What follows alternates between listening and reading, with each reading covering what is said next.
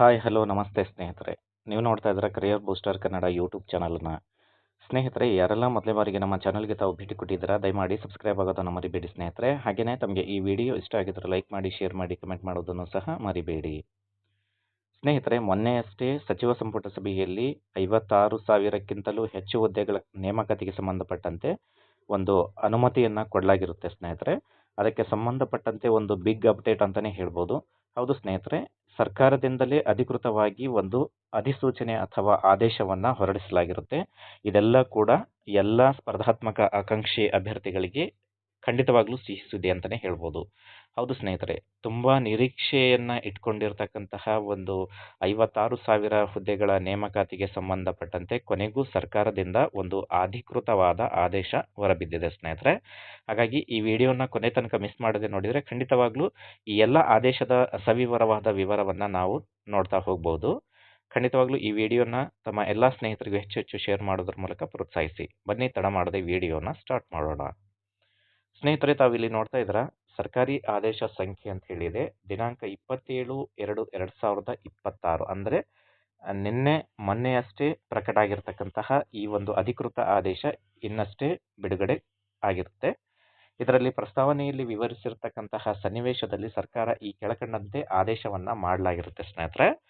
ಹಾಗಾಗಿ ಈ ಆದೇಶದಲ್ಲಿ ಪ್ರಮುಖವಾದ ಒಂದು ಅಂಶಗಳು ಏನೇನಿದಾವೆ, ಏನೆಲ್ಲ ಒಂದು ನಿರ್ಧಾರವನ್ನು ಕೈಗೊಳ್ಳಲಾಗಿರುತ್ತೆ ಹಾಗೂ ಆದೇಶ ಏನಾಗಿರುತ್ತೆ ಅಂತಕ್ಕಂಥದ್ರ ಬಗ್ಗೆ ಪಿನ್ ಟು ಪಿನ್ ಡೀಟೇಲ್ಸನ್ನು ನಾವು ನೋಡ್ತಾ ಹೋಗೋಣ. ತಾವು ನೋಡ್ತಾ ಇದ್ದೀರಾ, ಮೊದಲೇ ಅಂಶ ಇಲ್ಲಿ ತಾವು ನೋಡ್ಬೋದು. ಕರ್ನಾಟಕ ಅನುಸೂಚಿತ ಜಾತಿಗಳು ಮತ್ತು ಅನುಸೂಚಿತ ಪಂಗಡಗಳು ಅಂದರೆ ಶೈಕ್ಷಣಿಕ ಸಂಸ್ಥೆಗಳಲ್ಲಿನ ಸ್ಥಾನಗಳಲ್ಲಿ ಮತ್ತು ರಾಜ್ಯಾಧೀನ ಸೇವೆಗಳಲ್ಲಿನ ನೇಮಕಾತಿ ಅಥವಾ ಹುದ್ದೆಗಳಲ್ಲಿ ಮೀಸಲಾತಿ ಅಧಿನಿಯಮ 2022 ಪ್ರಶ್ನಿಸಿ ಮಾನ್ಯ ಉಚ್ಚ ನ್ಯಾಯಾಲಯದಲ್ಲಿ ದಾಖಲಾಗಿರ್ತಕ್ಕಂತಹ ಪ್ರಕರಣಗಳಲ್ಲಿ ಮಾನ್ಯ ಉಚ್ಚ ನ್ಯಾಯಾಲಯವು ನೀಡಿರ್ತಕ್ಕಂತಹ ಅಂತಿಮ ತೀರ್ಪಿಗೆ ಒಳಪಟ್ಟು ಅಂದರೆ ಕೋರ್ಟಲ್ಲಿ ಆಗಿರ್ತಕ್ಕಂತಹ ಬೆಳವಣಿಗೆ ಹಾಗೂ ಅಂತಿಮ ತೀರ್ಪಿಗೆ ಒಳಪಟ್ಟು ಹಾಗೂ ಸರ್ಕಾರದ ಮುಂದಿನ ಆದೇಶದವರೆಗೆ ದಿನಾಂಕ 27/11/2025 ನಂತರ ರಾಜ್ಯ ಸಿವಿಲ್ ಸೇವಾ ಹುದ್ದೆಗಳಿಗೆ ಮಾಡತಕ್ಕಂತಹ ನೇರ ನೇಮಕಾತಿಗಳಲ್ಲಿ ಸರ್ಕಾರದ ಆದೇಶ ಸಂಖ್ಯೆ ದಿನಾಂಕ 28/12/2022 ಆದೇಶದ ಪೂರ್ವದಲ್ಲಿ ಜಾರಿಯಲ್ಲಿದ್ದಂತಹ ಮೀಸಲಾತಿ ಆದೇಶ ಮತ್ತು ರೋಸ್ಟರ್ ಬಿಂದುಗಳಂತೆ ಅಂದರೆ ಸರ್ಕಾರದ ಆದೇಶ 1995ಗೆ ಸಂಬಂಧಪಟ್ಟಂತೆ ಮೀಸಲಾತಿ ಪ್ರಮಾಣವನ್ನು 50%ಕ್ಕೆ ನೇಮಕಾತಿ ಅಧಿಸೂಚನೆಗಳನ್ನು ಹೊರಡಿಸುವಂತೆ ಎಲ್ಲ ನೇಮಕಾತಿ ಅಥವಾ ಆಯ್ಕೆ ಪ್ರಾಧಿಕಾರಗಳಿಗೆ ಸೂಚಿಸಲಾಗಿರುತ್ತೆ ಸ್ನೇಹಿತರೆ. ಹಾಗೆಯೇ ಮುಂದುವರಿಯುತ್ತಾ ಈ ರೀತಿಯ ಆಯ್ಕೆಯನ್ನು ಹಿಂದಿನ ನೇಮಕಾತಿಯಲ್ಲಿ ಅಂದರೆ ದಿನಾಂಕ 28/12/2022 ಆದೇಶದಲ್ಲಿ ಗೊತ್ತುಪಡಿಸಿರ್ತಕ್ಕಂತಹ ರೋಸ್ಟರಿನ ಯಾವ ಬಿಂದುವಿನಲ್ಲಿ ಅದನ್ನು ಒಂದು ನಿಲ್ಲಿಸಲಾಗಿತ್ತೋ ಆ ಬಿಂದುವಿನ ಮುಂದಿನ ರೋಸ್ಟರ್ ಬಿಂದುವಿಗೆ ಸರಿಸಮವಾದ ಬಿಂದುವನ್ನು ದಿನಾಂಕ 20/6/1995 ಸರ್ಕಾರಿ ಆದೇಶದಿಂದ ಗುರುತಿಸಿ ಅಲ್ಲಿಂದ ಪ್ರಾರಂಭಿಸಿ ಆಯ್ಕೆ ಮಾಡತಕ್ಕದ್ದು. ಫಾರ್ ಎಕ್ಸಾಂಪಲ್, ಉದಾಹರಣೆಗೆ ಹಿಂದಿನ ನೇಮಕಾತಿಯಲ್ಲಿ ದಿನಾಂಕ 28/12/2022 ಆದೇಶದಲ್ಲಿ ಗೊತ್ತುಪಡಿಸಿರತಕ್ಕಂತಹ ರೋಸ್ಟರಿನ ಅನುಪಾತ 10ನೇ ಬಿಂದುವಿನವರೆಗೆ ಪೂರ್ಣಗೊಳಿಸಲಾಗಿದ್ದಲ್ಲಿ ಈಗ ಮಾಡಬೇಕಾಗಿರತಕ್ಕಂತಹ ಆಯ್ಕೆಯನ್ನು ಅಂದರೆ ದಿನಾಂಕ 20/6/1995 ಆದೇಶದಲ್ಲಿನ ಅನುಬಂಧ 1ರ ರೋಸ್ಟರಿನ 11ನೇ ಬಿಂದುವಿನಿಂದ ಪ್ರಾರಂಭಿಸಿ ಪೂರ್ಣಗೊಳಿಸತಕ್ಕದ್ದು. ಫಾರ್ ಎಕ್ಸಾಂಪಲ್, ಈಗ ಏನು 2026ರಲ್ಲಿ ಅಧಿಸೂಚನೆ ಹೊರಡಿಸಬೇಕು ಅಂತ ಹೇಳಿದರೆ 1995ರಲ್ಲಿ ಇರ್ತಕ್ಕಂತಹ 11ನೇ ರೋಸ್ಟರಿನ ಬಿಂದುವಿನಿಂದ ಈಗಿನ ಒಂದು ರೋಸ್ಟರನ್ನು ನಿಗದಿಪಡಿಸಬೇಕು ಅಂತಕ್ಕಂತಹ ಒಂದು ಸ್ಪಷ್ಟ ನಿರ್ದೇಶನವನ್ನು ಈ ಆದೇಶದಲ್ಲಿ ನೀಡಲಾಗಿರುತ್ತೆ ಸ್ನೇಹಿತರೆ. ಹಾಗೆಯೇ ಮುಂದುವರಿಯುತ್ತಾ ಮಾನ್ಯ ಉಚ್ಚ ನ್ಯಾಯಾಲಯದ ದಿನಾಂಕ 27/11/2025 ಅಂದರೆ ರೀಸೆಂಟ್ ಆಗಿರ್ತಕ್ಕಂತಹ ಮಧ್ಯಂತರ ಆದೇಶಕ್ಕಿಂತ ಈ ಹಿಂದೆ ನೇಮಕಾತಿಗಾಗಿ ಅಧಿಸೂಚನೆಗಳನ್ನು ಹೊರಡಿಸಿರ್ತಕ್ಕಂತಹ ಪ್ರಕರಣಗಳನ್ನು ಯಥಾಪ್ರಕಾರ ಮುಂದುವರಿಸಿ ಅಂತಿಮಗೊಳಿಸುವುದು ಹಾಗೂ ನೇಮಕಾತಿ ಆದೇಶದಲ್ಲಿ ಸ್ಪಷ್ಟವಾಗಿ ಈ ನೇಮಕಾತಿಯು ಮಾನ್ಯ ಉಚ್ಚ ನ್ಯಾಯಾಲಯದ ಅಂತಿಮ ಆದೇಶಕ್ಕೊಳಪಟ್ಟಿರುತ್ತದೆ ಅಂತಕ್ಕಂತಹ ಶರವನ್ನು ದಾಖಲಿಸ್ತಕ್ಕದ್ದು ಅಂತ ಹೇಳಿ ಇಲ್ಲಿ ಸ್ಪಷ್ಟನೆಯನ್ನು ನೀಡಲಾಗಿರುತ್ತೆ ಸ್ನೇಹಿತರೆ. ಹಾಗಾಗಿ ಇಲ್ಲಿ ಯಾವುದೇ ಒಂದು ನ್ಯಾಯಾಲಯದ ಗೊಂದಲವೂ ಕೂಡ ಬರೋದಿಲ್ಲ, ಯಾವುದೇ ಒಂದು ನೇಮಕಾತಿಗೆ ಸ್ಥಗಿತ ಆಗ್ತಕ್ಕಂತಹ ಪ್ರಶ್ನೆಯೇ ಅಥವಾ ಪ್ರಮೇಯವೇ ಬರೋಲ್ಲ. ಅಂದರೆ ಈಗ ಕರ್ನಾಟಕ ಉಚ್ಚ ನ್ಯಾಯಾಲಯದಲ್ಲಿ ಇರ್ತಕ್ಕಂಥ ಪ್ರಕರಣಗಳಿಗೆ ಸಂಬಂಧಪಟ್ಟಂತೆ ಅದು ವಾದ ವಿವಾದ ನಡೀತಾ ಇರುತ್ತೆ. ಅದರ ನಡುವೆನೇ ಈ ಅಧಿಸೂಚನೆಗಳು ಸಹ ಪ್ರಕಟವಾಗ್ತವೆ. ತಾವೆಲ್ಲರೂ ಕೂಡ ಅರ್ಜಿಯನ್ನು ಹಾಕ್ತೀರಾ, ಈ ನೇಮಕಾತಿ ಪ್ರಕ್ರಿಯೆ ಕೂಡ ಸರಾಗವಾಗಿ ನಡೆಯುತ್ತೆ. ಅಲ್ಲಿ ಶರ ಹಾಕಿರ್ತಾರೆ ಏನಂತ ಹೇಳಿ, ಇದು ಮುಂದಿನ ಒಂದು ನ್ಯಾಯಾಲಯದ ಅಂತಿಮ ತೀರ್ಪಿಗೆ ಒಳಪಟ್ಟು ಅಂತ ಹೇಳಿ ಒಂದು ಶರವನ್ನು ಹಾಕ್ತಾರೆ. ಅದೇನು ಪ್ರಾಬ್ಲಮ್ ಅಲ್ಲ. ಇನ್ ಕೇಸ್ ಫ್ಯೂಚರಲ್ಲಿ ಏನಾದರೂ ಕೋರ್ಟ್ ಡೈರೆಕ್ಷನ್ ಕೊಟ್ಟರೆ ಅದನ್ನು ಇಂಪ್ಲಿಮೆಂಟ್ ಮಾಡೋಕ್ಕೋಸ್ಕರ ಮಾತ್ರ ಆ ಒಂದು ಸೆಂಟೆನ್ಸ್ನ ಹಾಕಲಾಗುತ್ತೆ ಸ್ನೇಹಿತರೆ.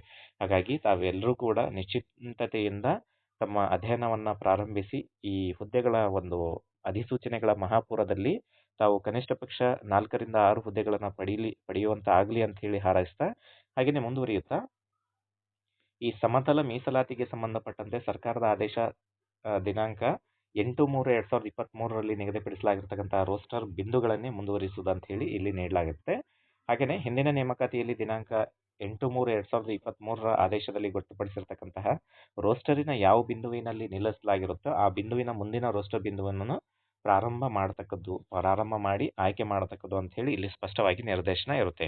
ಹಾಗೆಯೇ ಮುಂದುವರಿಯುತ್ತಾ ಮಾನ್ಯ ಉಚ್ಚ ನ್ಯಾಯಾಲಯದ ಅಂತಿಮ ಆದೇಶಕ್ಕೆ ಒಳಪಟ್ಟು ಆಯಾ ಇಲಾಖೆಗಳು ಅಥವಾ ನೇಮಕಾತಿ ಪ್ರಾಧಿಕಾರಗಳು ಮುಂದಿನ ನೇಮಕಾತಿ ಮಾಡಿಕೊಳ್ಳುವ ಹುದ್ದೆಗಳಲ್ಲಿ 6% ಅಂದರೆ ಪರಿಶಿಷ್ಟ ಜಾತಿಗೆ 2%, ಪರಿಶಿಷ್ಟ ಪಂಗಡಕ್ಕೆ 4% ಹುದ್ದೆಗಳನ್ನು ಕಾಯ್ದಿರಿಸತಕ್ಕದ್ದು. ಅಂದರೆ ಇದು 56% ಮೀಸಲಾತಿ ಏನು SC ಇಂಟರ್ನಲ್ ರಿಸರ್ವೇಷನ್ ಅಂದರೆ ಒಳ ಮೀಸಲಾತಿಗೆ ಸಂಬಂಧಪಟ್ಟಂತೆ ಏನು ಗೊಂದಲಗಳು ಇದ್ವು, 56% ಮೀಸಲಾತಿ ಆಗಿದೆ, ಹಾಗಾಗಿ 50 ಆಗಬೇಕಿತ್ತು, 6% ಜಾಸ್ತಿ ಆಗಿದೆ ಅಂತ ವಾದ ವಿವಾದಗಳು ಏನಿದ್ವು, ಆ 6%ಗೆ ಸಂಬಂಧಪಟ್ಟಂತಹ ಈ ಒಂದು ಅಂಶವನ್ನು ತಾವು ಗಮನವಿಟ್ಟು ನೋಡಬೇಕಾಗಿರುತ್ತೆ. ಇಲ್ಲಿ ಸ್ಪಷ್ಟವಾಗಿ ನಿರ್ದೇಶನವನ್ನು ನೀಡಲಾಗಿರುತ್ತೆ. ಮಾನ್ಯ ನ್ಯಾಯಾಲಯದಲ್ಲಿ ಇರ್ತಕ್ಕಂತಹ ಇಂತಹ ಒಂದು ಪ್ರಕರಣಕ್ಕೆ ಸಂಬಂಧಪಟ್ಟಂತೆ ಉಳಿದಂತಹ 6% ಒಂದು ರಿಸರ್ವೇಷನನ್ನು ಇದನ್ನು ಏನು ಮಾಡಲಾಗಿರುತ್ತೆ ಅಂತ ಹೇಳಿದರೆ ಇಲಾಖೆಗಳು ಅಥವಾ ನೇಮಕಾತಿ ಪ್ರಾಧಿಕಾರಗಳು ಮುಂದಿನ ನೇಮಕಾತಿ ಮಾಡಿಕೊಳ್ಳುವ ಹುದ್ದೆಗಳಲ್ಲಿ 6% ಹುದ್ದೆಗಳನ್ನು ಕಾಯ್ದಿರಿಸತಕ್ಕದ್ದು. ಅಂದರೆ ರಿಸರ್ವೇಷನ್ನಲ್ಲಿ ಇರ್ತಕ್ಕಂತಹ ಒಟ್ಟು 100 ಹುದ್ದೆಗಳು ಇದ್ವು ಅಂತ ಹೇಳಿದರೆ ಅದರಲ್ಲಿ 50 ಹುದ್ದೆಗಳು SC ಅಭ್ಯರ್ಥಿಗಳ ABC ನೀಡಲಾಗುತ್ತೆ. ಆದರೆ 56 ಆಗ್ತಾ ಇರೋದು ಯಾವ ಥರ ಅಂತ ಹೇಳಿದ್ರೆ ಈಗಾಗಲೇ ನೀಡಿರ್ತಕ್ಕಂತಹ ಒಂದು ಒಳ ಮೀಸಲಾತಿಗೆ ಸಂಬಂಧಪಟ್ಟಂತೆ ಈ ಹಿಂದೆ ರಿಸರ್ವೇಷನ್ನ ಫಿಕ್ಸ್ ಮಾಡಿರೋ ಪ್ರಕಾರ ನೋಡಿದರೆ 56 ಆಗ್ತಿತ್ತು. ಈಗ ಏನು ಮಾಡ್ತಾರೆ ಅಂತ ಹೇಳಿದ್ರೆ 50 ಹುದ್ದೆಗಳನ್ನು ಅಷ್ಟೇ ನಿಗದಿಪಡಿಸಿ ಅಧಿಸೂಚನೆ ಮಾಡ್ತಾರೆ. ಇನ್ನು ಮಿಕ್ಕುಳಿದಂತಹ 6 ಹುದ್ದೆಗಳನ್ನು ಹಾಗೆ ಕಾಯ್ದಿರಿಸಲಾಗುತ್ತೆ. ಅಂದರೆ ಇನ್ ಕೇಸ್ ಏನಾದರೂ ಕೋರ್ಟಿಂದ ಡೈರೆಕ್ಷನ್ ಬಂತು 56ನೇ ಪರಿಗಣಿಸಿ ಅಂದರೆ ಆ 6 ಹುದ್ದೆಗಳು ಹೆಚ್ಚುವರಿ ಇರ್ತಕ್ಕಂಥ ಅಡಿಷನಲ್ ಸೆಲೆಕ್ಷನ್ ಲಿಸ್ಟಲ್ಲಿ ಇರ್ತಕ್ಕಂಥ ಅಭ್ಯರ್ಥಿಗಳನ್ನು ಪರಿಗಣಿಸಲಾಗುತ್ತೆ. ಇನ್ ಕೇಸ್ ಇಲ್ಲ ಕೋರ್ಟಲ್ಲಿ ಡೈರೆಕ್ಷನ್ ಬಂತು 50 ಮಾಡಿ ಅಂತ ಹೇಳಿದರೆ ಆ 50 ಅಂತಿಮವಾಗುತ್ತೆ ಸ್ನೇಹಿತರೆ.